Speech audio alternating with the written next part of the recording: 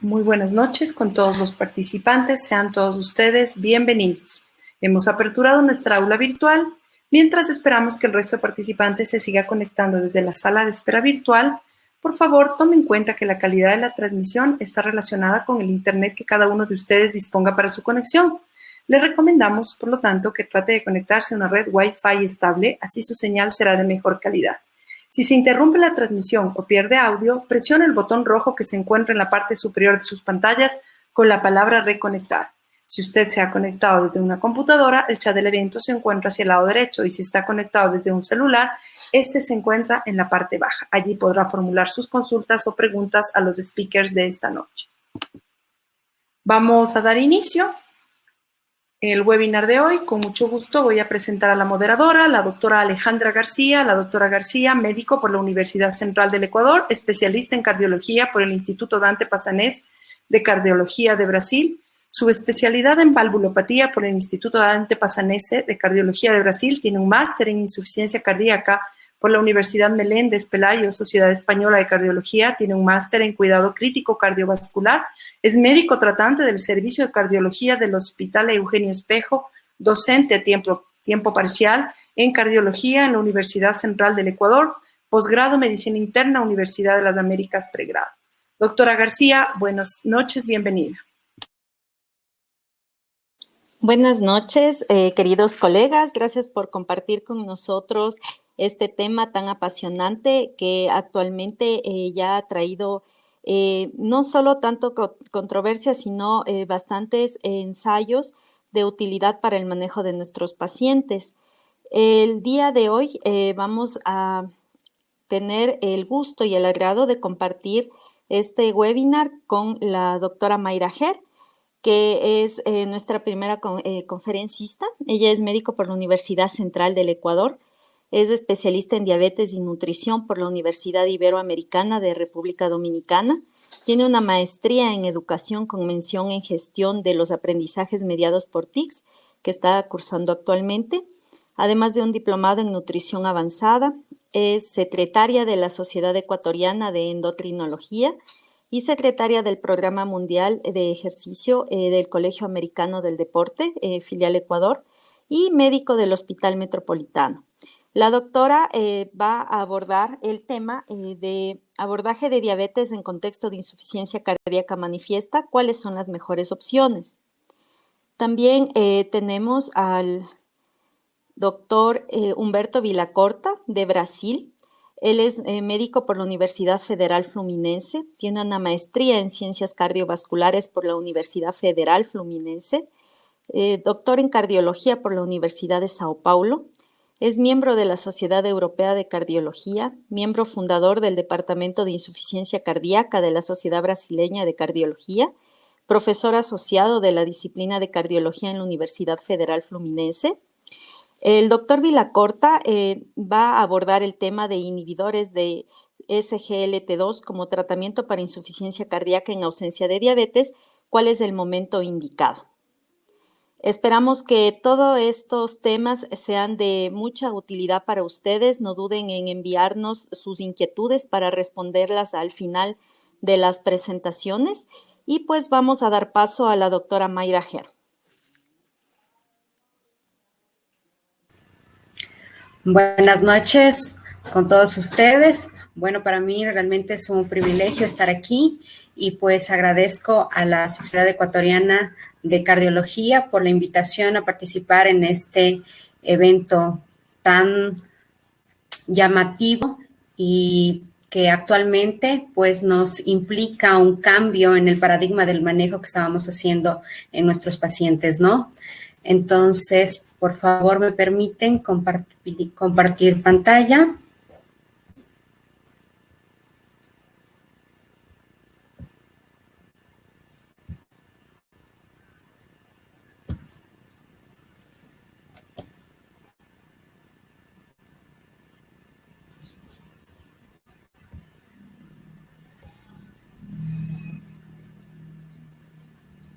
¿Me indican, por favor, si ya se puede observar? Sí, doctora, continúa. Perfecto. Muy buenas noches con todos. Bueno, pues hoy vamos a hablar sobre el abordaje de la diabetes en el contexto de un paciente que tenga insuficiencia cardíaca manifiesta. ¿Cuáles son las mejores opciones terapéuticas? Bueno, empezaré diciendo que la diabetes y la insuficiencia cardíaca tienen esta relación bidireccional. La diabetes incrementa el riesgo de insuficiencia cardíaca y la insuficiencia cardíaca también, entre más se va agravando, pues incrementa el riesgo del desarrollo de diabetes. Ahora, es importante preguntarnos de qué mueren las personas a nivel mundial.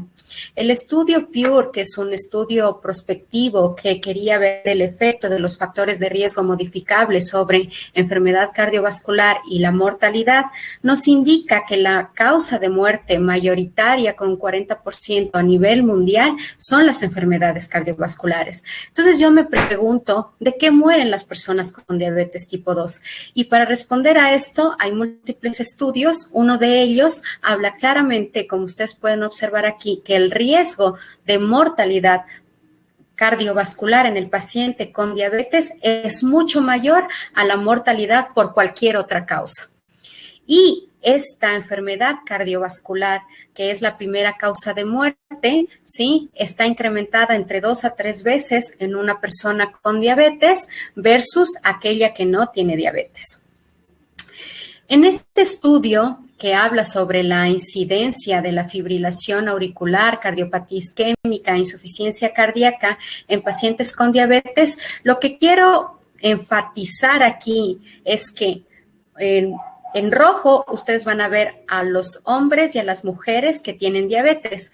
Entonces, la diabetes, sea en hombres y en mujeres, incrementa el riesgo de desarrollar fibrilación auricular, enfermedad isquémica y falla cardíaca, ¿sí?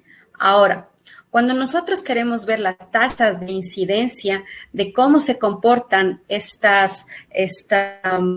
enfermedad cardíaca y diabetes, podemos ver que la tasa de incidencia es, por ejemplo, de 1,66 con enfermedad isquémica, de 1,17 con fibrilación auricular. Y miren aquí que la incidencia de insuficiencia cardíaca en pacientes con diabetes se incrementa hasta un 2,36.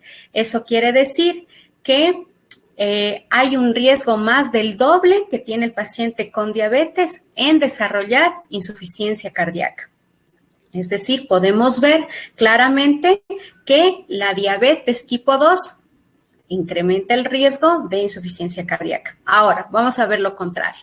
Pacientes con insuficiencia cardíaca. Sí, este es un estudio de corte nacional danés en el cual querían ver la asociación de la gravedad de la insuficiencia cardíaca con el riesgo de desarrollar diabetes. Entonces, fue en más de 99,000 pacientes y se los siguió a los pacientes después de que les dieron de alta por haber estado hospitalizados por insuficiencia cardíaca. A estos pacientes se los dividió en grupos, en 5 grupos que tomaban diuréticos de asa, ¿sí? Entonces, en estos 5 grupos ustedes van a observar, por ejemplo, en el grupo 1, aquellos que tomaban una dosis mínima de antidiuréticos de asa, ¿sí? Y los de la línea verde eran aquellos que tomaban más de 160 miligramos de furosemida al día. Y esto era comparado a que era más grave la insuficiencia cardíaca que tenían. Entonces, este es el riesgo acumulado de desarrollar diabetes según las dosis de diuréticos de asa. Y deja claro que el grupo 5, que eran aquellos que tenían la dosis más alta de diuréticos de asa que tomaban al día, eran los que mayor proporción o riesgo de desarrollar diabetes tenían. Con esto dejamos en claro que la insuficiencia cardíaca aumenta el riesgo de diabetes tipo 2. ¿Sí? Y esto está dado en este estudio por la gravedad de la insuficiencia cardíaca que era definida por la dosis diaria de los diuréticos de asa que tomaban los pacientes. Ahora, este estudio no solamente nos dice eso, sino también nos habla que la incidencia o la prevalencia de de desarrollar diabetes tipo 2 en pacientes con insuficiencia cardíaca es 4 veces mayor. Y aquellos pacientes con hospitalización por insuficiencia cardíaca, la proporción de que tengan diabetes tipo 2 está o asciende hasta un 45%. Entonces, vemos esa relación que hay entre diabetes e insuficiencia cardíaca, ¿no? Siempre bidireccional. Ahora, es muy importante, hablando de los pacientes con diabetes, considerar el concepto que ha cambiado en cuanto a su definición. Es muy importante esto, porque desde aquí se va a dar un abordaje integral a lo que es la diabetes, ¿sí? Entonces, actualmente consideramos a la diabetes como un síndrome caracterizado por un grupo de enfermedades metabólicas que estas tienen como característica principal la hiperglucemia. La diabetes actualmente se considera una enfermedad metabólica y vascular, con predominio de inflamación arterial, de disfunción del endotelio, que va a ser lo que conlleve a las complicaciones micro y macrovasculares. Ahora, ¿cuál es esa relación fisiopatológica entre la diabetes tipo 2 y la insuficiencia cardíaca? Las dos tienen una relación y es la insulinoresistencia. Esa insulinoresistencia va a estar dada por esta grasa ectópica, por esta disfunción del adipocito, ¿sí? Entonces, cuando la grasa no se guarda donde debería estar, que es debajo de la piel, va a lugares donde normalmente no está y esto produce la disfunción en el tejido muscular, a nivel cardíaco, alrededor de los vasos sanguíneos, alrededor del hígado, en las vísceras abdominales. Esta grasa ectópica es la generadora de la insulinoresistencia. Ahora, cuando yo voy a hablar de esa relación de insuficiencia cardíaca con diabetes, no debo esperar a que llegue el paciente a estar con hiperglucemia, porque ya desde que hay hiperinsulinemia, ¿sí?, ya empieza a producirse los daños fisiopatológicos. La hiperinsulinemia va a producir disfunción del endotelio, mayor recaptación de sodio a nivel renal, activación del sistema simpático, etcétera, y va a producir hipertensión arterial. Por otro lado, la hiperinsulinemia va a llevar con el tiempo a que ya haya esa hiperglucemia manifiesta que se va a incrementar con la glucotoxicidad y también va a producir la insulinoresistencia, sobre todo a nivel hepático, mayor o incremento de los triglicéridos, LDL densas y pequeñas y va a producir dislipidemia. Entonces, actualmente, esos que se creían factores de riesgo de la diabetes no son factores de riesgo, es la propia diabetes tipo 2, ¿sí? Es por eso que nosotros, cuando hacemos manejo integral de diabetes, en este contexto, diabetólogos, endocrinólogos y quienes manejamos diabetes, pues tenemos que dar este enfoque global, porque todo es diabetes. Ahora, ¿cómo afecta la diabetes al corazón? La diabetes puede afectar tanto desde el punto de vista macrovascular como microvascular. El macrovascular era el que nosotros muy bien ya lo hemos venido conociendo. La diabetes produce o incrementa el riesgo de isquemia miocárdica, enfermedad arterial coronaria, y esto lo hace a través de la aterosclerosis, ¿sí? La diabetes produce una dislipidemia heterogénica con incremento de triglicéridos, HDL bajo, LDL densas y pequeñas, ¿sí? Que esto lo que va a hacer es incrementar, como ustedes saben, la placa aterogénica, la va a hacer más vulnerable y esto va a desarrollar que haya este riesgo, ¿no? Ahora, no solamente ese es el daño que produce la diabetes. La diabetes también puede producir a nivel cardíaco la insulinoresistencia cardíaca, produce disfunción del endotelio, inflamación y fibrosis. Y es así como una complicación microvascular que tenemos a la insuficiencia cardíaca. Ahora, esta insuficiencia cardíaca en el contexto del paciente con diabetes va a estar dada por todas las complicaciones presentadas por la insulinoresistencia, pero pueden haber dos fenotipos que se presenten en los pacientes. Un fenotipo con disfunción diastólica del ventrículo izquierdo y uno con disfunción sistólica. Ahora, este patrón o este fenotipo de disfunción diastólica con insuficiencia cardíaca con fracción de eyección preservada, sobre todo va a estar dada en pacientes obesos jóvenes, ¿sí? Y aquí lo más llamativo es que la hiperinsulinemia ya va a producir esa hipertrofia de los cardiomiocitos, ¿sí? Y luego esto se va a aumentar el daño por la hiperglucemia, la lipotoxicidad, y todo esto va a generar aumento de las especies reactivas de oxígeno, esto produce disminución del óxido nítrico, hay fibrosis intersticial dada por la hiperglucemia, la lipotoxicidad, y esto va a producir este fenotipo de insuficiencia cardíaca, ¿no? Donde el predominio es la disfunción endotelial. Y miren acá, no necesito que llegue a hiperglucemia, puede presentarse en pacientes jóvenes. Ahora, cuando ya hay disfunción sistólica del ventrículo izquierdo, más bien aquí se presenta como una complicación microvascular más conocida que teníamos nosotros, los diabetólogos endocrinólogos, como la retinopatía diabética, la enfermedad renal diabética, en donde el predominio va a ser de fibrosis e isquemia. Miren que la hiperglucemia aquí produce muerte del cardiomiocito, aumenta la fibrosis y pues bueno, esto va a producir el fenotipo. Con esto podemos observar que la diabetes y la insuficiencia cardíaca pueden ser tanto del tipo reducido como con fracción de eyección preservada, y esto finalmente es insuficiencia cardíaca que va a potenciar, digamos, todos los efectos dados ya por la obesidad y por la insulinoresistencia. Entonces, estamos hablando que se convierte en un círculo vicioso.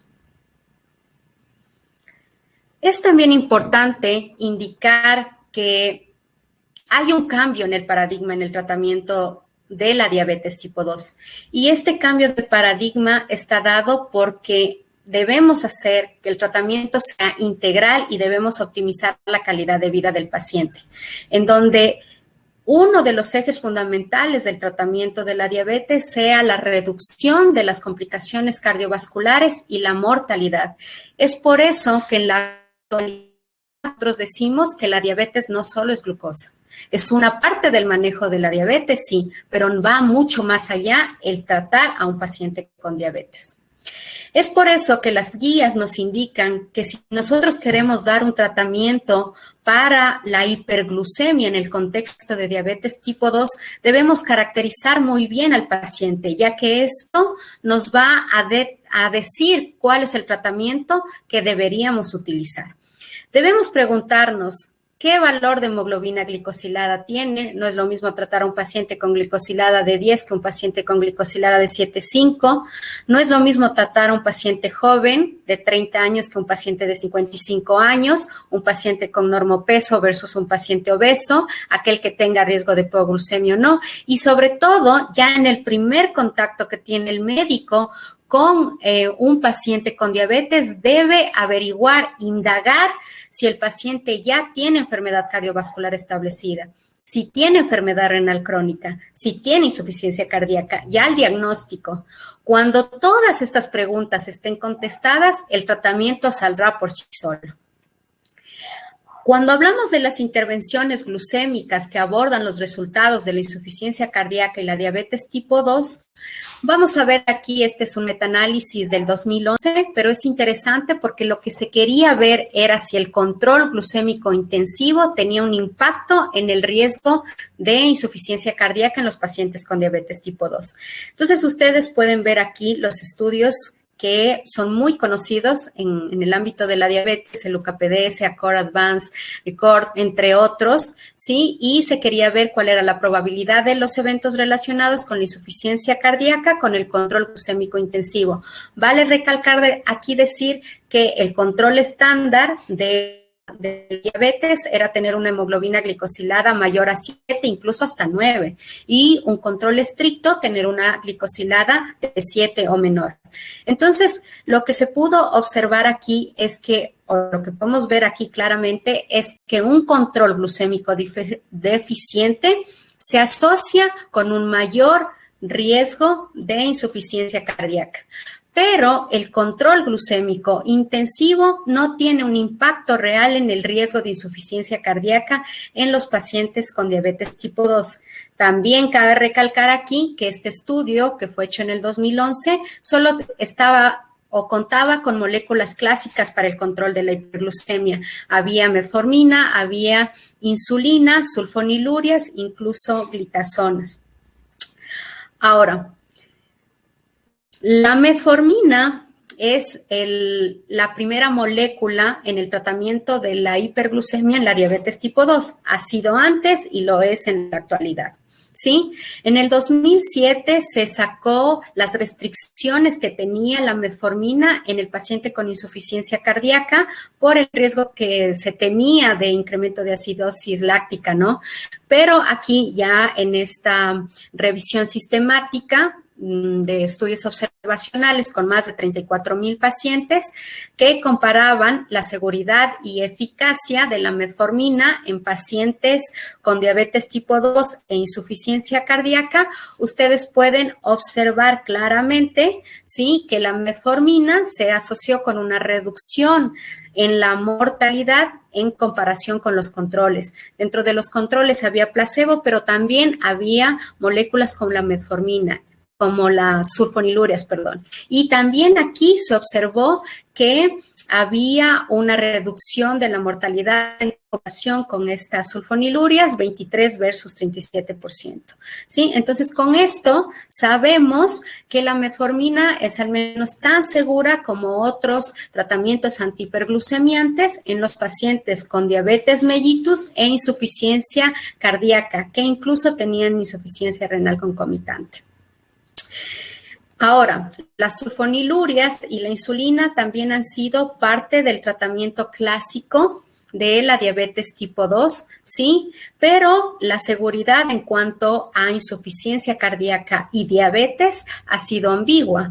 No hay RCTs con sulfonilurias que quieran ver específicamente insuficiencia cardíaca, pero los datos observacionales en cuanto a mortalidad, pues indican que hay un incremento comparado con metformina, como vimos en la revisión anterior, y en cuanto a insulina, tampoco hay RCTs que tengan como punto clave la insuficiencia cardíaca, ¿sí? Y también en estudios observacionales se ha visto que esta insulina puede incrementar el riesgo de mortalidad, ¿no?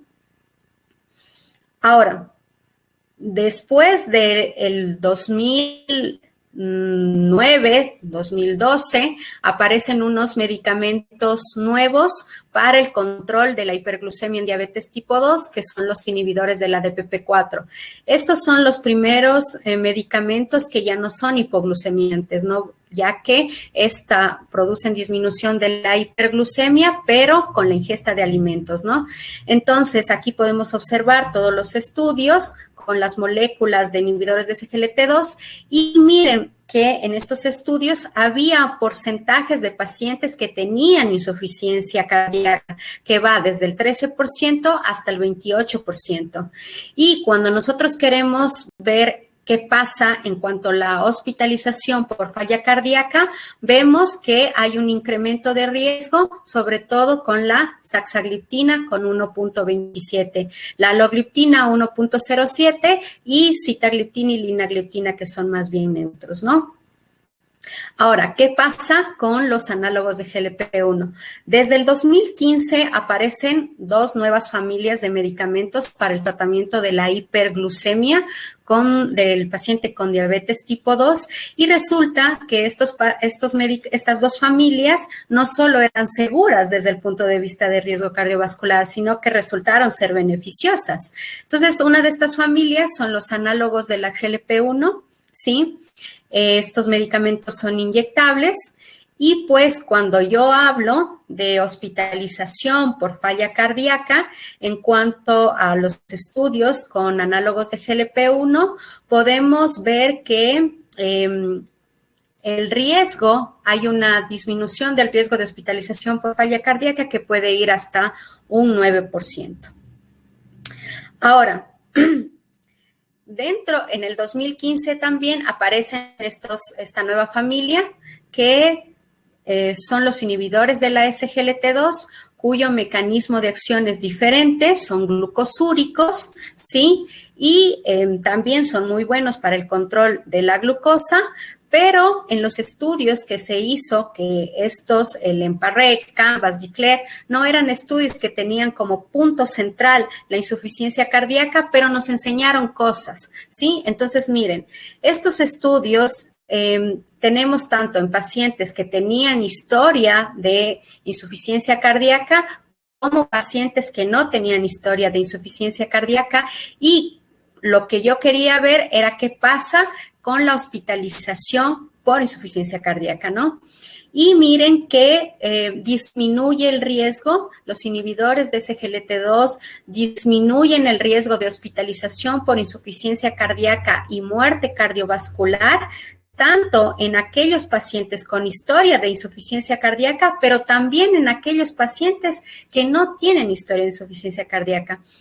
Ahora, es importante ver qué pasa con estudios que se hayan hecho propiamente como punto central, la insuficiencia cardíaca, ¿no? Hasta aquí, nosotros sabemos que los inhibidores de SGLT2 disminuyen el riesgo relativo de hospitalización por insuficiencia cardíaca en un 30%. Ahora, aparecen estudios como el DAPA-HF con dapagliflozina para ver la eficacia y seguridad de la DAPA en pacientes con diabetes y sin diabetes con insuficiencia cardíaca con fracción de eyección reducida. Y en el objetivo de hospitalización por falla cardíaca vemos que la dapagliflozina pues disminuye el riesgo por hospitalización por falla cardíaca. También otra molécula de los inhibidores de SGLT2 demostraron que en pacientes con diabetes tipo 2, insuficiencia cardíaca con fracción de eyección reducida, también hay una disminución, ¿no es cierto? En cuanto al empeoramiento de la insuficiencia cardíaca en este caso, que era un compuesto de muerte, hospitalización o visita a emergencia que requieren tratamiento intravenoso. Es así que también hay un metaanálisis en donde están tanto el Emperor y el DAPA, ¿sí? Donde hay un porcentaje de pacientes con diabetes tipo 2, que en el Emperor Reduce es del 49.8% y en el DAPA-HF es del 45.3%. Y cuando yo quiero ver qué pasó con la mortalidad por todas las causas, tanto el Emperor como el DAPA-HF tienen una reducción del riesgo relativo de mortalidad por todas las causas de un 13%. En cuanto a muerte cardiovascular, la reducción del riesgo relativo es del 14%. Y cuando yo veo el combinado de hospitalización por falla cardíaca y muerte cardiovascular, hay una disminución del 26%. Y esto en combinado, sí, es igual en aquellos pacientes cuando yo cotejo por la diabetes, por ejemplo, ¿no? Entonces, hay esa disminución del riesgo en los pacientes con insuficiencia cardíaca y diabetes tipo 2. Con esto hay una clara evidencia sólida en cuanto a los pacientes con diabetes tipo 2, en este caso específico del metaanálisis con insuficiencia cardíaca y fracción de eyección reducida, en que estas moléculas reducen la hospitalización por insuficiencia cardíaca, pero también la muerte cardiovascular y la muerte por cualquier causa, ¿no? En pacientes con diabetes e insuficiencia cardíaca. Esto hace que las guías vayan cambiando y en aquellos pacientes, por ejemplo, esta es una guía del 2019, en donde se recomienda a los inhibidores de SGLT2, Empacana y dapagliflozina, en pacientes con insuficiencia cardíaca, ya que reducen el riesgo de hospitalización en pacientes con diabetes, ¿no? Y las guías ya desde el 2018, pues proponen que el paciente que tiene diabetes tipo 2 y aquellos que tienen enfermedad cardiovascular establecida, ¿sí? Sobre todo si tienen insuficiencia cardíaca, ¿sí? O enfermedad renal diabética, por la evidencia sólida y contundente que hay con los inhibidores de SGLT2, se los considera como la primera línea después de la metformina, obviamente que está acá arriba, que sería para un tratamiento combinado en aquellos pacientes que requieran tratamiento para la hiperglucemia, ¿no? Y de igual manera, esta es la guía de la ADA junto con la europea, y este también es de una organización española, en donde me gusta porque lo hacen como tan sencillo. El paciente con insuficiencia cardíaca, diabetes tipo 2, primera línea, metformina. Si no hay un buen control glucémico, utilice inhibidores de SGLT2. Si aún así no llega a objetivo, utilice análogos de GLP-1, y si necesita utilizar otro tipo de medicamentos para el control de la hiperglucemia, pues puede ser un inhibidor de la DPP-4, ¿sí? Entonces, esto es como ha venido cambiando el manejo de la diabetes. Y aquí también tenemos a la guía europea para el manejo de diabetes, prediabetes y enfermedad cardiovascular, en donde nos habla que aquellos pacientes con enfermedad cardiovascular establecida que tengan un riesgo alto, muy alto de cardiovascular, ¿sí? Debería utilizarse los inhibidores de SGLT2. Incluso aquí hablan de algo más controversial todavía, ¿no? Si es que la metformina debería ir o no en primera línea en este tipo de pacientes, pero eso no lo vamos a abordar en este momento. Y bueno, eso es lo que yo venía a contarles en cuanto al manejo del paciente que tiene diabetes tipo 2 e insuficiencia cardíaca manifiesta, en cuanto al control glucémico, cómo ha ido evolucionando. Muchas gracias. Muchas gracias, doctora Ger. Gracias por su brillante exposición. A continuación, el doctor Villacorta va a tratar el tema que ya les mencioné antes, de la utilidad de los ICGLT2 en pacientes con falla cardíaca sin diabetes. Adelante, doctor Villacorta. Gracias. Buenas noches. Muchas gracias por la invitación y la oportunidad de, una vez más, participar de este evento de la Sociedad Ecuatoriana de Cardiología. Mis slides.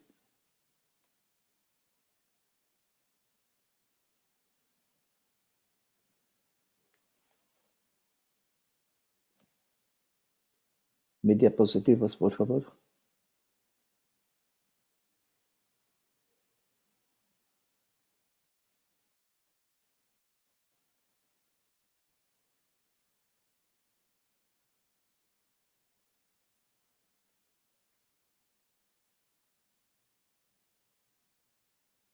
¿Ustedes me escuchan?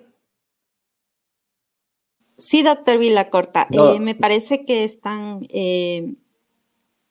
ahorita subiendo sus diapositivas. Sí. Solo un minuto, por favor. Acá está. Están listos. Muchas gracias. Ahora vamos a hablar de los inhibidores de SGLT2 en insuficiencia cardíaca. Yo vivo en una ciudad que, a pesar de sus problemas, es una ciudad muy bonita, que es Río de Janeiro. Ustedes saben que tenemos acá un festival de rock en Río, y el primer Rock en Río fue en el año 1985. Este es un año importante para mí por una otra razón. Yo era un estudiante de medicina, hice mi primer diagnóstico de insuficiencia cardíaca en ese año, y este paciente era mi abuelo materno. Y sus medicamentos eran digoxina, furosemida y potasio. Ninguno de ellos reduce mortalidad, como ustedes saben. Las cosas solo comienzan a cambiar con el descubrimiento por parte de un pesquisador brasileño de una sustancia presente en el veneno de la serpiente jararaca, que se encontró que esa sustancia inhibe la conversión de angiotensina 1 en angiotensina 2. Ese fue el descubrimiento de los inhibidores de ECA. Entonces, hasta el año de 2014, esta era la base de tratamiento, el tratamiento padrón de la insuficiencia cardíaca, los inhibidores de ECA, beta bloqueadores y antagonistas de aldosterona como espironolactona. Estaba bien, pero no era perfecto. Nosotros sabíamos que teníamos espacio para mejora. Por ejemplo, si analizamos este estudio publicado en 2017, ya con todos los 3 grupos de medicamentos en el tratamiento de IC, nosotros vimos que la mortalidad por IC es similar a algunos tipos de cáncer. So, teníamos que hacer algo más. Y la comunidad científica, la academia, la industria realizaron una serie de estudios con nuevas moléculas, pero no todo salió bien, como Brasil en la Copa del Mundo, y también esos estudios no fueron positivos. Estudios con inhibidores de TNF, inhibidores de endotelina, fueron suspensos por aumento de la mortalidad. Y solamente en 2014 una nueva molécula surgió en el estudio Paradigm HF con la sacubitril/valsartana y mostró un beneficio. Claro que teníamos en 2010 la publicación del estudio SHIFT con ivabradina, pero esto es para un grupo muy selecto de pacientes con frecuencia cardíaca elevada. Sacubitril/valsartana fue aprobado en Brasil en 2017. Cuando todavía estábamos aprendiendo a usarlo, apareció una nueva clase, los inhibidores de SGLT2, como ya nos mostró doctora Mayra, y en el estudio de Eclair hubo una reducción de hospitalizaciones por insuficiencia cardíaca. Entonces, se apresuraron a hacer un estudio específico para pacientes con insuficiencia cardíaca. Este fue el primer estudio, fue DAPA-HF, que incluyó más de 4.000 pacientes. Brasil tuvo una importante participación en este estudio porque fue el país que más incluyó pacientes. Fueron 520 pacientes de 17 centros de Brasil. DAPA-HF incluyó pacientes con fracción de eyección abajo de 40 en las clases funcionales de New York Heart Association de 2 a 4 y más de la mitad no tenían diabetes. Esas son las características basales. Ustedes ven que el paciente es muy bien tratados con el tratamiento estándar de insuficiencia cardíaca. El promedio de NT-proBNP fue 1.477, 23% eran mujeres, la tasa de filtración glomerular 66%. La mayoría eran de clase funcional 2, incluyeron pacientes con dolencia isquémica y no isquémica. Estos son los resultados primarios. El resultado primario fue compuesto de muerte cardiovascular, hospitalización por insuficiencia cardíaca y visita a la sala de emergencia. Y ustedes ven una reducción de 26% con un número necesario para tratar de 21%. Muy buenos resultados. Y cuando analizamos los componentes, vimos que hay una reducción de 30% en el empeoramiento de IC, pero también una reducción de 18% en la muerte cardiovascular. Más importante, las muertes por todas las causas también fueron reducidas, una reducción de 17%. Y la pregunta que teníamos, esta molécula también sirve para tratar pacientes sin diabetes. Sí, acá estamos la confirmación. A la derecha tenemos el gráfico con los pacientes diabéticos con una reducción de 25% en el resultado primario, pero los pacientes sin diabéticos también hubo un beneficio con una reducción significativa. Muy importante destacar que los efectos de este medicamento son precoces. Usted ve que en el día 28 ya tenemos una reducción estadísticamente significativa del resultado primario en los pacientes que usaron DAPA en comparación al placebo. Entonces son los resultados muy precoces. La medicación fue segura, no hay diferencia en los efectos colaterales en comparación al placebo. Y una pregunta que teníamos, ¿cómo funciona esta molécula en pacientes que están en uso de sacubitril/valsartana, ARNI? La respuesta acá pudimos ver que no hay diferencia independiente del uso de ARNI. El beneficio está mantenido. Y un otro efecto con esta droga fue que redució la incidencia de nuevos casos de diabetes, una reducción de 32%. Y una otra molécula de la misma clase, que fue empaglifosina, esos son los datos de Emperor Reduced. Usted ve nuevamente este diapositivo ya mostrado por la doctora Mayra. El resultado primario fue reducido en 25%, pero cuando analizamos los componentes, ustedes ven que hospitalización por IC fue reducida, pero muerte vascular no fue. Cuando se analiza el intervalo de confianza de 95%, ultrapasa a 1, indicando que no hay significancia estadística. Y nuevamente acá no hubo influencia de uso de ARNI. En la verdad parece que hay un efecto aditivo cuando utilizamos las dos drogas. Se mira a la derecha el gráfico en pacientes sin uso de sacubitril/valsartana, la reducción fue de 23%.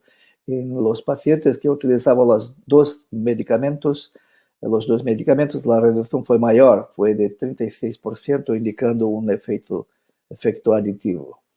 Entonces tenemos 4 grupos de medicamentos que cuando utilizamos conjuntamente agregamos un beneficio muy grande. Estima-se que agrega 6 años de vida en comparación al tratamiento convencional. Este es considerado el tratamiento moderno de la insuficiencia cardíaca, 4 drogas, 4 moléculas que actúan en los 5 pilares: sacubitril/valsartana, que inhibe neprilicina, inhibe el sistema renin-angiotensina, beta-bloqueadores, antagonistas del receptor mineralocorticoide y inhibidores de SGLT2. Entonces, no tenemos duda que tenemos que utilizar las 4 moléculas. La duda es cuál empezar primero. Hay un racional para empezar con inhibidores de SGLT2 juntamente con beta-bloqueadores. Esas moléculas tienen un efecto muy discreto en la presión arterial, por tanto, hipotensión no es un problema como es con sacubitril/valsartana. El segundo es que la dosis inicial es la misma que la dosis final. Entonces, sin necesidad de titulación, eso facilita mucho. Sin embargo, tenga en cuenta que después de 2 semanas debe empezar sacubitril/valsartana, espironolactona. En 1 o 2 meses tiene que estar con las 4 drogas. Esta es la guía de manejo de nuestra sociedad de cardiología, la Sociedad Brasileña de Cardiología, que fue recientemente publicada. Y ustedes ven acá que ya utilizamos los 2 grupos de manera precoce. Los inhibidores de SGLT2 se pueden utilizar precocemente, inclusive en los pacientes naives, como una opción inicial. Y el mismo fue demostrado en la guía europea que fue publicada 2 días. Entonces, concluyendo, los inhibidores de SGLT2 tienen un impacto en la prevención y en el tratamiento de insuficiencia cardíaca con fracción de ejecución reducida. Los beneficios son precoces y son independientes de la diabetes. Se puede iniciar en cualquier momento durante la evolución, inclusive como primera opción en los pacientes naivos. Muchas gracias por la atención. Muchas gracias, doctor Villacorta, por su excelente exposición. Bueno, a continuación vamos a tratar un caso clínico que engloba a los dos temas de la exposición actual para evaluar algunas controversias al respecto.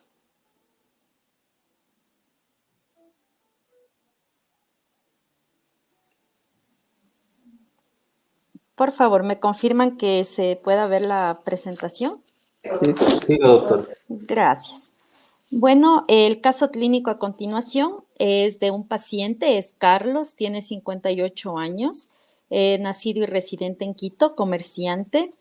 Él, como antecedentes patológicos personales, tuvo un infarto con elevación del ST anteroapical en el 2015. Fue sometido en la época a una angioplastía primaria con colocación de stent farmacológico en la descendente anterior. Sin embargo, evolucionó en mayo del 2016 con una restenosis del stent, con un nuevo evento coronario. Secundario todo esto a una depresión severa, él suspendió toda su medicación, fue debido al fallecimiento de su esposa. Además, hipotiroidismo, diabetes mellitus, fibrilación auricular paroxística y un accidente isquémico transitorio. En agosto del 2017, él ya presentó un cuadro de una insuficiencia cardíaca con fracción de eyección reducida por el ecocardiograma que fue realizado en la época, presentando una fracción de eyección del 25% y en la época tenía clase funcional 3. El tratamiento que fue indicado en ese momento fue por sus antecedentes warfarina, nalapril 10 miligramos vía oral 2 veces al día, bisoprolol 5 miligramos diarios, atorvastatina 80 miligramos diarios, furosemida 40 miligramos 2 veces al día y fue solicitado un péptido natriurético. Sin embargo, él suspendió atención hasta octubre del 2017 por un nuevo episodio depresivo severo, secundario a una nueva pérdida familiar. En esta vez fue su hermano. Acudió en octubre a la consulta de cardiología persistiendo en clase funcional 3, presentando episodios de disnea paroxística nocturna y ortopnea, pero no estaba siguiendo el tratamiento recomendado y el péptido natriurético estaba en 5.800 picogramos por ml. El tratamiento, aparte de lo ya mencionado, lo que modificaron fue la furosemida, indicaron 40 miligramos 3 veces al día y asociaron clortalidona 12.5 y solicitaron valoración por la unidad de insuficiencia cardíaca. 2 días posteriores a esa consulta fue valorado ya en la unidad de insuficiencia cardíaca, pues en efecto tenía su disnea clase funcional 3 en ortopnea. No había mejorado tras el aumento del diurético de 2 días atrás. Su presión arterial estaba en 115/70 milímetros de mercurio, su frecuencia cardíaca en 82, tenía una ingurgitación yugular a 45 grados, un reflejo hepatoyugular positivo y crepitantes leves vivasales, además de un edema de miembros inferiores de una cruz. El NT, pues, es el que había realizado previamente, 5.800, una creatinina de 1.21 y una urea de 45, con electrolitos normales y un clearance de creatinina de 65 ml minuto por el CK-EPI. Su electrocardiograma, que él había hecho algunos días atrás en ritmo sinusal, presentaba una mala progresión de R en precordiales. El ecocardiograma tenía un ventrículo de 70 de diámetro diastólico sobre 55 de sistólico, un volumen de fin de diástole de 246 ml, una FEBI de 24%, hipocinesia global, había una insuficiencia mitral y tricúspide moderadas, disfunción sistólica de ventrículo derecho leve y disfunción diastólica tipo 2. En ese día de la valoración recibió ya un esquema intravenoso de furosemida en hospital día, se indicó 20 miligramos intravenosos en 3 dosis, se mantuvo el diurético que había sido indicado previamente, más el resto de medicación. Se indicó en la misma consulta, ya se envió a postconsulta con enfermera de la unidad de falla cardíaca para reforzar las instrucciones y evaluar también el apego al tratamiento y se indicó una revaloración en 24 horas. Su evolución fue compensado en 72 horas, recibió consultas diarias por 3 días con diurético intravenoso, aparte del diurético oral en casa, y mejoró su clase funcional. El esquema prescrito, aparte del diurético, fue mantenido y se lo llamó a revaloración al 7º día. En su revaloración, él ya mejoró la clase funcional, estaba en clase 2, ya negaba ortopnea o disnea paroxística nocturna, su presión estaba en 110/60, su frecuencia en 80 latidos por minuto sinusal y ya no se evaluaban los signos de descompensación previamente mencionados. Además, se hizo un laboratorio en el cual, cabe recalcar, tenía una hemoglobina de 14, un hematocrito de 40, la función renal, la creatinina en 1.15, una urea de 62, electrolitos normales, el INR porque tomaba warfarina en 2.56, su hemoglobina glicosilada en 11.4, el perfil lipídico tenía un LDL en 108, triglicéridos 195, la función tiroidea en la TSH en 4.57 y un péptido que también se solicitó en 3.100. Hasta aquí quisiera preguntarle al doctor Villacorta, ¿qué opina en cuanto a si el paciente debía ser hospitalizado o considera que el manejo en una unidad de falla cardíaca en el hospital día fue útil y adecuada? Sí, considero que fue adecuada porque inclusive el paciente está mejor. Era un clase funcional 3 y ahora es 2. Observó-se una reducción en NT-proBNP, que era más de 5.000 y ahora está en 3.000. Y no tenía signos de congestión. Entonces, pienso que fue bien conducido en la unidad de asistencia cardíaca. ¿Cree que actualmente es adecuado evitar hospitalizar a pacientes con descompensaciones como él, que no son descompensaciones con signos de severidad para manejo en unidad de falla cardíaca? Sí, si es un paciente de bajo riesgo, sí. Porque tenemos, en Brasil, por ejemplo, tenemos los hospitales, son un gran número de pacientes. Además tenemos ahora la pandemia de COVID. Entonces, los pacientes de bajo riesgo se puede no hospitalizar. Así es. Muchas gracias. Entonces, las indicaciones ya en este día de revaloración, pues de lo que cabe resaltar, se indicó suspender el enalapril porque la idea era escalar a sacubitril/valsartán. El bisoprolol se dejó en la misma dosis, atorvastatina igual. La furosemida se bajó a 40 miligramos 2 veces al día. Recordemos que estaba recibiendo 3 veces y se suspendió la clortalidona. Se indicó sacubitril/valsartán 50 miligramos vía oral 2 veces al día, 36 horas luego de suspender enalapril. Se dejó levotiroxina que él usaba y se dejó ezetimibe porque estaba manteniendo un LDL fuera de meta. Además que se solicitó laboratorio de control por el inicio de sacubitril y valoración multidisciplinar, dada la glicosilada elevada, aparte de los antecedentes, se solicitó valoración por psicología y trabajo social. Alejandra, dígame, doctor. ¿Cuál dosis de sacubitril/valsartana utilizaste? Aquí iniciaron 50 miligramos 2 veces al día. Él estaba utilizando 10 de enalapril, pero se optó por dejarle 50 miligramos 2 veces al día. Bien. Posteriormente fue valorado por diabetología. Con su hemoglobina glicosilada de 11.4 consideraron un riesgo cardiovascular extremo, incluido tenía una glicemia venosa de 324. Y en la época lo dejaron con una insulina NPH de 20 en la mañana, unidades y 16 unidades en la noche, metformina 850 miligramos 2 veces al día. Se inició dapagliflozina 10 miligramos y, bueno, la atorvastatina que ya estaba indicada. Doctora Ger, ¿usted cree que este manejo de entrada con dapagliflozina fue adecuado? ¿Qué opina con respecto al uso de DPP-4 en este perfil de paciente?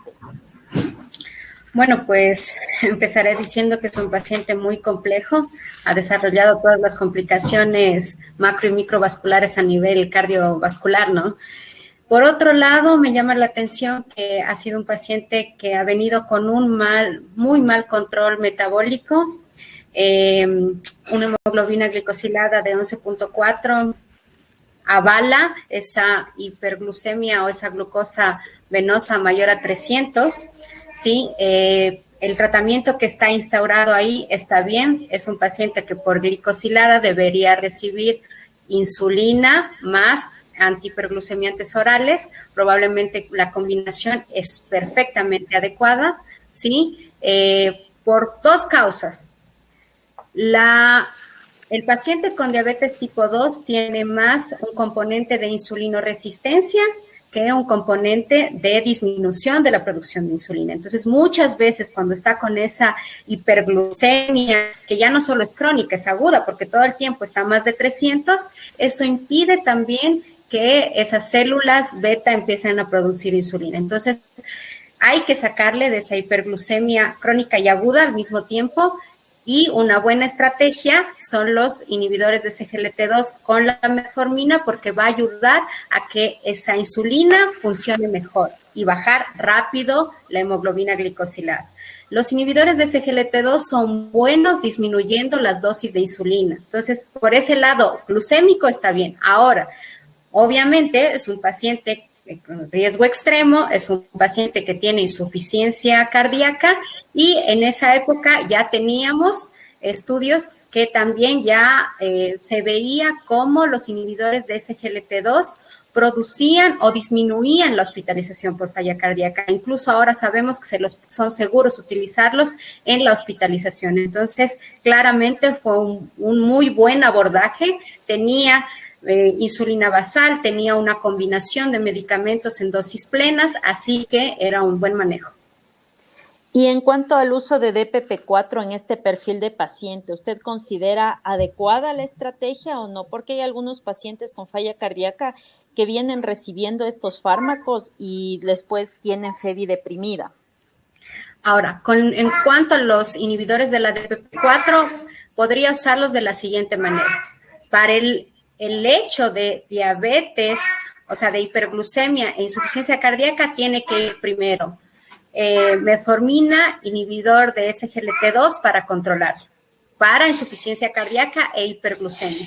Pero digamos que aún con insulina basal y esa combinación dual que está bien dada, no hubiera un buen control glucémico, habría dos opciones. O incrementar a una triple terapia donde podría ir el inhibidor de DPP-4, pero no sacando el SGLT2, o podría ponerse también insulinas en bolus. Entonces, en el contexto de hiperglucemia, podría ir, pero nunca, jamás quitarlo o ponerlo en vez de los inhibidores de SGLT2. Ahí no podría ir. Perfecto. Él también recibió el paciente, continuando con el caso, una valoración por psicología. Lo catalogaron como un episodio depresivo moderado, secundario a pérdida familiar, esposa y madre, y por la situación económica que atravesaba, dado que por su limitación en su capacidad funcional ya no podía trabajar. Indicaron psicoterapia conductual y apoyo emocional. El 15 de noviembre, o sea, 15 días más o menos posterior a su primera valoración en la unidad de falla cardíaca, él refirió mareo posicional, decaimiento importante que había ocasionado ya 2 caídas de su propia altura, sin trauma. La presión en ese día estuvo en 90-60, la frecuencia en 72, y ahí la pregunta era, ¿había relación, era una hipotensión ortostática, era por el inicio del sacubitril/valsartán? Pues se dejó el mismo tratamiento, se solicitó control de presión, pero también en la secuencia, dado lo que él nos contaba, se solicitó valoración por otorrino y el otorrino indicó un diagnóstico de neuronitis vestibular. En secuencia lo mandaron a realizar rehabilitación vestibular e indicaron betahistina y él regresó 15 días después de lo del tratamiento, se revaloró de nuevo en la unidad de falla, estaba en clase funcional 1, la presión en 160, la frecuencia en 66, no tenía signos de falla, y el monitoreo que realizó en casa, él indicaba que estaba la presión fluctuando, la sistólica en 120-100 y la diastólica entre 60 a 80. Entonces, ahí fue decidido a la terapia que ya estaba recibiendo, bajar la dosis de furosemida y se dejó sacubitril valsartán a 100 miligramos cada 12 horas. Doctor Villacorta, ¿usted cree que fue un momento oportuno para optimizar la medicación? Sí, eso que usted dice con diabetes, con lo diurético es muy importante porque si no tiene signos de congestión, es momento de sacar fuera el diurético para poder progredir la dosis de sacubitril/valsartana. Entonces estaba en 50, era el momento de progredir para 100 miligramos 2 veces al día, y ya, en mi opinión, sí está correcto. El riesgo de pacientes que presenten hipotensión al cambio de medicación de enalapril a sacubitril es alto, puede darse, o sea, es frecuente. No, con mis pacientes no fue un efecto colateral que observé con mucha frecuencia, porque yo monitoro el estatus volémico, eso es muy importante. Si no tiene congestión, saco el diurético y consigo avanzar con la progresión de sacubitril/valsartana. Pues sí, concuerdo, doctor, es importante también quitar volemia al paciente, o sea, no deshidratarlo para hacer que no podamos optimizar la medicación por efecto adverso de una dosis inapropiada de diurético. Sí. Y bueno, diabetología también lo valoró y con todo el esquema que fue dado, él fue valorado el 15 de diciembre y la hemoglobina glicosilada de esa valoración ya estuvo en 7.4, no había presentado hipoglicemias secundarias.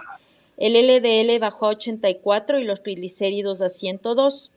La dosis de NPH fue mantenida. Él tuvo una valoración previa y sí habían introducido insulina rápida. La metformina y dapagliflozina, miren, aquí se aumentó la dosis de metformina y mantuvieron atorvastatina. En el 8 de enero, que él regresó a otro control de unidad de insuficiencia cardíaca, él estaba presentando episodios de edema de miembros inferiores, pero este paciente, como había recibido en cada control postconsultas por la enfermera de falla cardíaca, él ya tenía la percepción de sus signos de descompensación y él ya comenzó a hacer optimización de diurético en casa.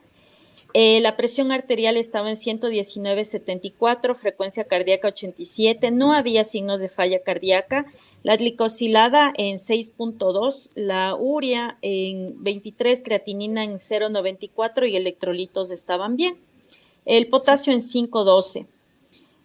Aquí se optó por aumentar el sacubitril a 200 cada 12 horas y no se modificó otra medicación. Doctor Villacorta, con ese potasio, ¿está de acuerdo en haberlo aumentado, escalonar la dosis o hubiera sido importante hacer algún control? ¿Cuánto era el potasio? 5.1. 5.1, no. Por mí está bien, desde que monitore con frecuencia. Me preocupo si va a 5.5, pero 5.1... Nosotros tenemos un gran número de pacientes con ese nivel de potasio. Apenas monitoramos frecuentemente, pero progredimos. Ok. Ya 2 meses posteriores a esa valoración, y ojo que él seguía en seguimiento también por unidad de endocrinología, el 8 de marzo persistía en clase funcional 1, él nos contaba que ya tenía una caminata diaria de 40 minutos día. Al inicio, cuando comenzó el tratamiento, apenas caminaba 5 minutos y se descompensaba. Su presión se mantenía estable, no había signos de falla cardíaca, sus controles presóricos inclusive tenía la presión un poco mayor a las que previamente había traído, y el control igual de electrolitos y de función renal estaban adecuados.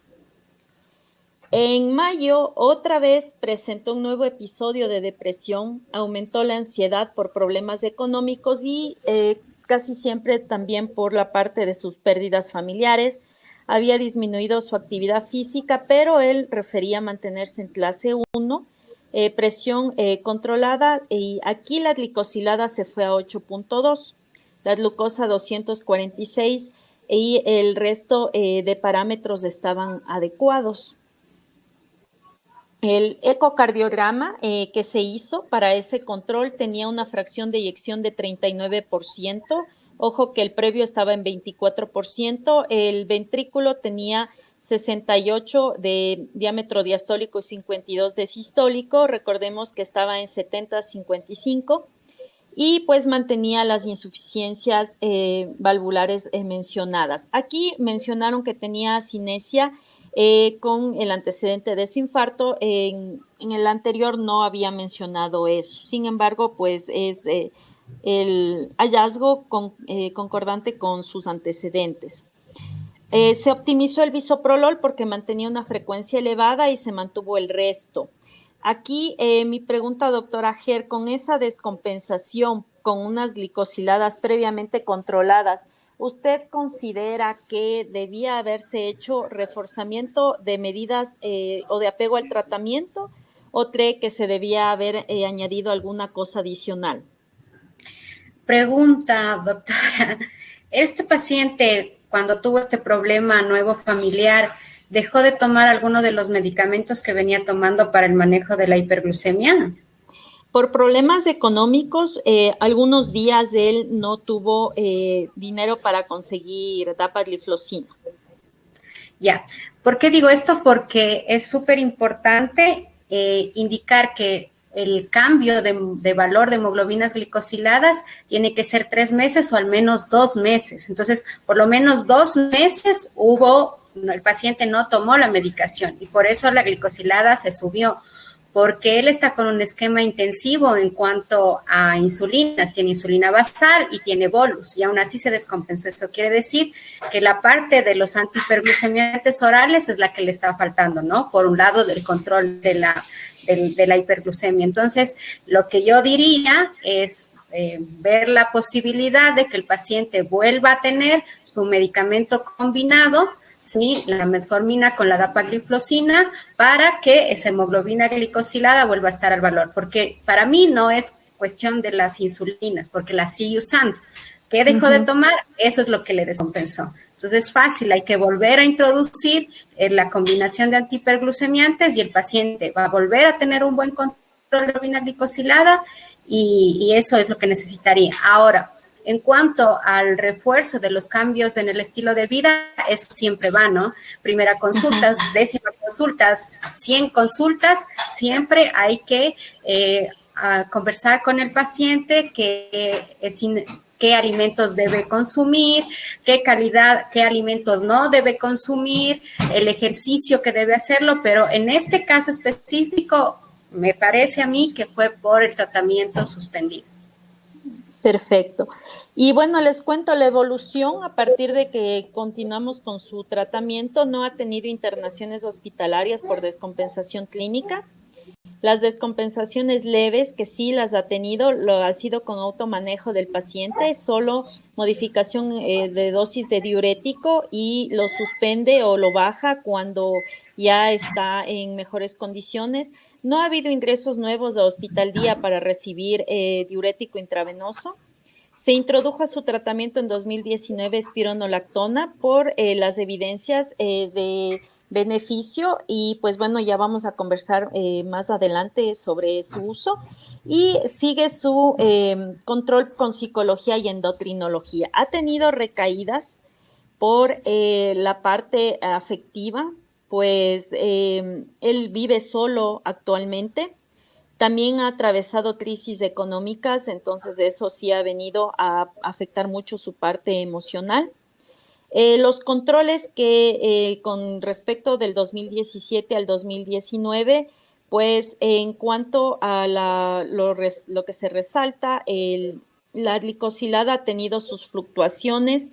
Esto solo es un resumen porque sí llegaba a glicosiladas de 6, de 7, pero luego otra vez de 8. El perfil lipídico está mucho mejor. El NT-proBNP que se hizo, recordemos que él inició con 5.800, tiene uno de 291 en el 2019. Luego vino la pandemia y pues bueno, no ha tenido rehospitalizaciones por descompensación. Los péptidos por falta de reactivo en el hospital no se ha podido realizar, pero él clínicamente se ha mantenido estable. El ecocardiograma que se hizo de control mantiene la misma fracción de eyección, no ha habido más mejoría de la misma. Y el manejo que está recibiendo actualmente está con bisoprolol de 10 miligramos, la warfarina por su antecedente. Atorvastatina se disminuyó a 40 y ya no está usando ezetimibe. Furosemida está con 20 miligramos diarios. Sacubitril valsartán 200 cada 12 horas, espironolactona 25 diarios, amiodarona 100, levotiroxina 75 y la NPH en la última consulta fue bajada, o sea, 24 unidades en el día, 18 en la noche. El último control ya cambió de médico y pues lo que nos indicó es que no estaba recibiendo esquema de rápidas, la metformina en 850 y dapagliflozin en 10. También el paciente lo que refiere es que si deja de tomar la dosis mínima de furosemida, sí presenta congestión, entonces por eso se ha mantenido. Ahora mi pregunta, doctora Ger, ¿está de acuerdo con ese manejo? ¿Usted hubiera hecho algo distinto con esa glicosilada? Dado que sí es un paciente en la parte metabólica, que sí ha tenido por sus recaídas emocionales algunos, o sea, no ha tenido un buen apego y también por la parte económica. Bueno, yo aquí veo dos cosas, ¿no? Cuando usted hablaba que el paciente estaba con un esquema de insulina basal más bolos prandiales, más insulinas prandiales, más la metformina y la dapagliflozina, el paciente no presentó hipoglucemias. Entonces era un abordaje adecuado, ¿sí? En la actualidad, yo no sé cuál es el peso del paciente. 79 kilos. 39 kilos sería 35, 40. Entonces, lo que habría que hacer, lo que yo haría es optimizar los bolos que le están faltando para llegar a esa hemoglobina glicosilada deseada, porque la dapagliflozina está en dosis óptima, la metformina no ganó más subiéndole donde está, así que lo que yo haría para no incrementar costos poniéndole otro antihiperglucemiante sería ponerle bolos de insulina rápida como los tenía antes y esta glicosilada nuevamente se va a estabilizar y obviamente mandarle al paciente a hacer unos monitoreos en su casa para ver que no haga hipoglucemia, que es importante en estos pacientes, no tenerlos ni altos ni bajos, ¿no? La hipoglucemia también es mala, así que es importante que estos pacientes tengan sus monitoreos en casa. Perfecto. Doctor Villacorta, ¿usted cree que el paciente con este tratamiento está recibiendo un tratamiento adecuado? ¿Haría alguna modificación al tratamiento? No, ahora está con el mejor tratamiento, con los 4 pilares, está con la dosis final de beta bloqueador, 10 miligramos de bisoprolol, está con espironolactona, 25 miligramos, que es las dosis que recomendamos. La dosis final de sacubitril/valsartana, 200 miligramos 2 veces, y dapagliflozina. Entonces está muy bien tratado. Y yo me gustaría destacar el incremento de la fracción de eyección. No me recuerdo los números. ¿Cuánto era? Era la inicial 24%, con la que inició y ahora estaba en 39. ¿39? Sí, 39%. Sí, muy bien. Sí, 39, sí. No, como dije, remodelaje reversa en español. Remodelamiento reverso. Sí, eso es observado con sacubitril/valsartana. Eso tiene un impacto importante porque reduce la incidencia de muerte súbita. Se indica reducción de fibrosis en corazón.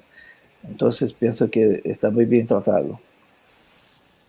Perfecto. Y para concluir, solo quería saber su opinión, ya que salieron hace un par de días el algoritmo propuesto ya por la Sociedad Europea de Cardiología para el manejo de falla cardíaca con fracción de eyección reducida, en lo que, como usted, doctor Villacorta, ya mencionó, pues los 4 pilares fundamentales están los ARNI, bueno, colocan también IECA, beta bloqueantes, los antagonistas de receptor de mineralocorticoides y los ICGLT2 como terapia fundacional.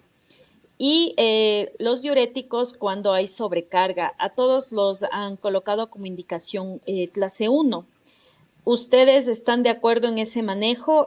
Doctor Villacorta, sería la primera pregunta. Y doctora Ger, ¿qué opina de los cardiólogos indicando los ICGLT2, sea diabéticos o no diabéticos por las evidencias actuales, y trabajar de mano con endocrinología y diabetología? Entonces, estoy de acuerdo, sí. Nosotros hicimos el mismo en nuestra guía. Son medicamentos que son importantes. Una cuestión acá en Brasil es económica, porque Así es. un gran número de pacientes tiene dificultad para hacer este tratamiento. Pero si no hay un problema financiero, yo pienso que tenemos que utilizar. Yo empiezo con beta bloqueador, un inhibidor de SGLT2, y ya comienzo espironolactona. En 2 semanas introduzco sacubitril/valsartana hasta la dosis de 202 veces. Claro, depende también del perfil clínico hemodinámico del paciente, porque Sí, hay algunos que son sí. que tienen Si tiene presión limítrofe, si tiene taquicárdicos. hipertensión, yo empiezo con sacubitril primero. Y es un Okay. paciente con hipertensión. Si es una presión limítrofe, DAPA o empagliflozina es una medicación mejor para empezar. Así es. Y doctora Ger, ¿usted qué opina del manejo de los ICGLT2 por parte del cardiólogo? Bueno, pues es importantísimo estar a la vanguardia de los estudios, ¿no? Y yo creo que no hay duda alguna de que tanto los pacientes con diabetes como aquellos sin diabetes y que tengan insuficiencia cardíaca se van a beneficiar de los inhibidores de SGLT2. Entonces, tenemos que tener bien claros los papeles, cómo vamos a trabajar en insuficiencia cardíaca, en diabetes tipo 2 y las dos juntas. Ciertamente, la diabetes y la obesidad son enfermedades que van a terminar con enfermedad cardiovascular, por eso va a morir el paciente. Entonces, el diabetólogo, el endocrinólogo que hace diabetes tiene que trabajar de la mano con el cardiólogo, eso es fundamental. En el paciente específico que tiene diabetes e insuficiencia cardíaca, recordemos que es importante tener un buen control glucémico porque, como yo les indiqué en las diapositivas, el mal control glucémico empeora la insuficiencia cardíaca, ¿sí? Entonces, es importante tener buen control glucémico, es importantísimo tener un buen control de la dislipidemia por el riesgo extremo que tiene el paciente.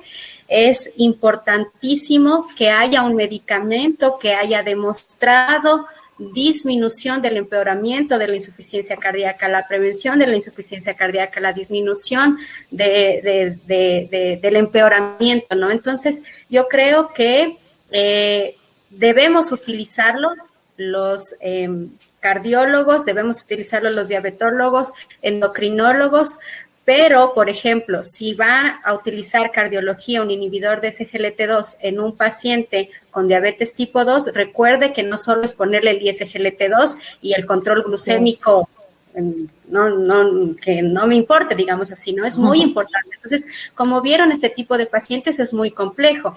No ganaba nada el cardiólogo poniéndole un SGLT2 porque la glicosiladia iba a seguir en las nubes. Entonces, tiene que tener la mano de un diabetólogo, de un endocrinólogo, porque el buen control glucémico y el entorno global del paciente diabético debe ser manejado por un especialista en diabetes. Entonces, tenemos que trabajar juntos, de eso no cabe la menor duda. Así es. La idea también es reforzar la idea de que las unidades de falla cardíaca se manejan por valoración multidisciplinar y eso incluye, como usted bien lo mencionó, endocrinología, diabetología, nefrología, trabajo social, psicología. Es una evaluación y manejo multidisciplinar porque los pacientes son complejos. Entonces, la idea es que el equipo trabajando en conjunto va a ganar mucho que tal vez solo uno por un lado. Pero también resaltar que si no es diabético el paciente, también se podría iniciar los ICGLT2. Concluiríamos aquí el caso y nos adentraríamos a las preguntas que nos han hecho nuestros colegas que están acompañándonos en este webinar. La primera pregunta es para el doctor Villacorta. ¿Cuál es el fármaco de su elección en el grupo de ICGLT2 en un paciente diabético con insuficiencia cardíaca e insuficiencia renal? Los dos, yo pienso que es un efecto de clase. Es verdad que en Emperor Reduced no se observó reducción de mortalidad, pero acreditamos que hay algunos problemas relacionados a la población y al diseño del estudio. Por ejemplo, diferentes criterios de inclusión en relación a NT-proBNP en comparación a DAPA-HF, un seguimiento más corto, el número de muertes fue menor. En DAPA fue 500 muertes cardiovasculares, en Emperor fue menos de 400, pero acreditamos que es un efecto de clase. Yo tengo más experiencia con DAPA porque fue el primero que utilizamos en la universidad y tenemos un número mayor de pacientes. Ya, perfecto. Doctora Ger, para usted la pregunta es si la incidencia de cetoacidosis no hiperglucémica se ha observado con inhibidores de ICGLT2. Pues yo, de manera personal, puedo decir que más del 85% de los pacientes que yo trato con diabetes tipo 2 tienen inhibidores de ICGLT2 y he generado experiencia desde el 2015 y no he tenido ni un solo caso de cetoacidosis euglucémica con inhibidores de ICGLT2. Perfecto. Eso es más común con diabetes tipo 1, ¿no? En diabetes tipo 1, claro, o los pacientes LADA, que son aquellos pacientes que tienen, son como pacientes diabéticos tipo 1, pero debutan más adultos. Ajá. Doctor Villacorta, otra pregunta. La combinación de sacubitril, valsartán y empagliflozina en pacientes con insuficiencia cardíaca, ¿qué tan efectiva es? Es muy efectiva. Son mecanismos de acción diferentes. Sacubitril/valsartana es el único grupo de medicamentos que incrementan los niveles de peptídeos natriuréticos, que es un importantísimo sistema para el paciente con insuficiencia cardíaca porque protege, hay una protección por ese sistema que hace vasodilatación, incrementa la diuresis, reduce fibrosis en corazón. Entonces, solamente sacubitril/valsartana tiene este mecanismo de acción. Y por otro lado, los inhibidores de SGLT2 tienen mecanismos diferentes. Nosotros aún no sabemos cuál es el mecanismo más importante, pero más importante que reducen los resultados clínicos. Perfecto. Doctora Ger, preguntan si es que los inhibidores de ICGLT2 se deberían utilizar en una etapa temprana como prediabetes. ¿En el contexto de insuficiencia cardíaca o en el contexto de Lo solamente? ponen en general.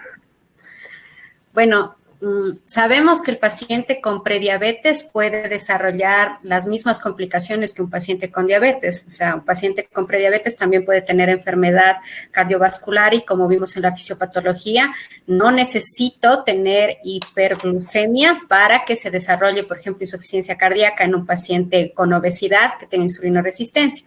En ese contexto, si es que un paciente con prediabetes tuviera riesgo cardiovascular muy alto o tuviera indicios de insuficiencia cardíaca o de enfermedad renal, pues estaría en ese contexto. Pero en el solamente de control glucémico, no hay todavía esa indicación. Pero si fuera de alto riesgo cardiovascular, sí.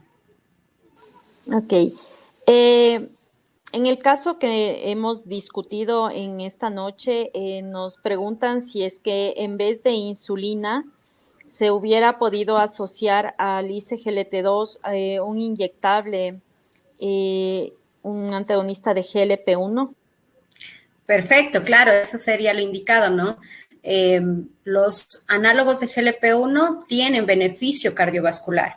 ¿Sí? Entonces, nuestro paciente tiene complicaciones micro y macrovasculares, entonces un análogo de GLP-1 me ayudaría muchísimo por las dos causas, tanto para potenciar el beneficio cardiovascular, cuanto para mejorar el control de las glucosas, ya que los análogos de GLP-1 también son mejores para controlar las glucosas que la misma insulina, entonces sería una opción muy buena en este caso. Perfecto. Doctor Villacorta, si es que ya el paciente ha recibido o se ha iniciado un ISGLT2, ¿se debería mantener la furosemida? Este paciente ya utilizaba sacubitril/valsartana y dapagliflozina. Tienes que individualizar, depende del paciente. Si no hay signos de congestión, no hay necesidad de uso de diurético, pero algunos pacientes son tan graves que mismo con todo que deben usar, ainda mantienen un grado de congestión, entonces mantenemos el diurético en esos casos. Ok. También nos preguntan sobre el fenotipo en falla cardíaca. ¿Qué tipo de fenotipo? ¿A qué se refiere con fenotipos en falla cardíaca? ¿En qué casos de falla cardíaca lo catalogamos por fenotipos? Preservada, reducida, eso que... O tal vez, no sé si la pregunta fue dirigida a los fenotipos para la falla con fracción de eyección preservada. Preservada.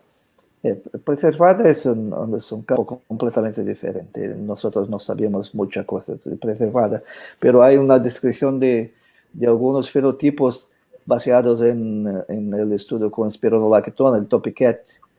3 fenotipos. El primer fenotipo, que es menos grave, que parece que fueron los pacientes incluidos en Rusia y Georgia, y que na verdad discute-se si tenían de verdad insuficiencia cardíaca, pero había un número grande de pacientes con doença pulmonar. El fenotipo 2 es de pacientes de una edad avanzada, con rigidez arterial, más una frecuencia mayor de fibrilación atrial. Y el mayor riesgo es el fenotipo 3, que es el paciente obeso que tiene más diabetes, y el riesgo es muy elevado, y este es el tipo de paciente que se benefició de espironolactona en el estudio Topicat. Perfecto. Y en cuanto a la espironolactona, ya que en las guías hasta el 2016, que eran las que estaban vigentes hasta los días recientes, se manifestaba que espironolactona era posterior a si el paciente continuaba sintomático, iniciarla. ¿Usted cree que lo más apropiado es como están al momento las últimas guías de recomendación indicando que sea iniciada en forma horizontal para el tratamiento de fracción de eyección reducida? Siempre fiz de esa forma, inicio horizontal, y yo empiezo con todo. Yo empiezo una dosis pequeña de beta bloqueador, começo espironolactona, 25 miligramas, e nesse caso agora DAPA ou empagliflozina com uma dose pequena de 50 miligramas de sacubitril/sartana, pero começo luego. Ok. Y en cuanto al control con ecocardiograma para evaluar el control del paciente, ¿qué tiempo usted considera adecuado realizarlo? Muy importante. ECO solamente es basal. Cuando iniciamos el tratamiento, cuando está con el tratamiento completo, más indicado es después de un año, porque la remodelaje reversa no va a acontecer muy precoce, pelo menos 6 meses, idealmente un año.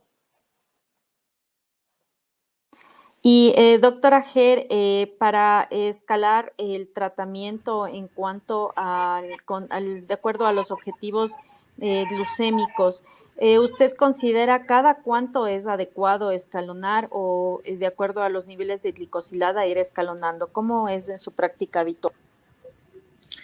Bueno, la hemoglobina glicosilada se tarda mucho porque más o menos tiene que pasar 2 meses y medio a 3 para saber si hubo un cambio, ¿no? Y muchas veces podríamos hacerlo antes. Entonces, yo consideraría más bien hacer los monitoreos en casa con el paciente, en ayunas, 2 horas postprandiales e ir viendo si con la dosis que está de insulina, por ejemplo, más los otros medicamentos, ha llegado a los objetivos que me he planteado.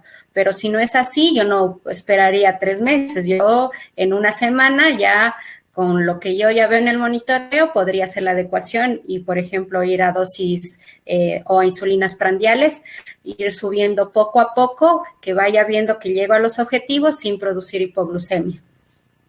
¿Y cuál sería su corte de glicosilada? O sea, ¿cuál sería el objetivo al que debería llegar un paciente?